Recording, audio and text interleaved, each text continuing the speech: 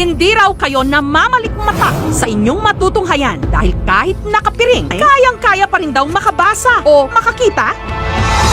Katunayan, sa videong ito, natukoy ni Jan ang salita, Bugi ka! hand gestures,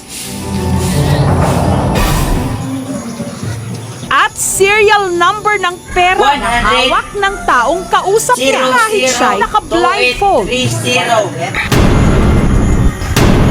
Iloilo na tila merong superpower.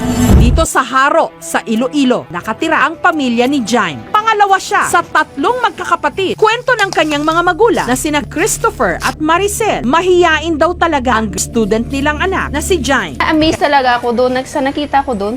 Paano niya nalalaman na alam niya yung tao, alam niya yung smell, kukulukan, nakakatakot. 4 hanggang 6 na oras kada session. Pero si Zypher, magpahanggang ngayon, hirap pa rin daw matuto. Samantalang si Jaime, unang session pa lang, na-activate na raw 100, agad ang kanyang ultrasensory ability. 00230.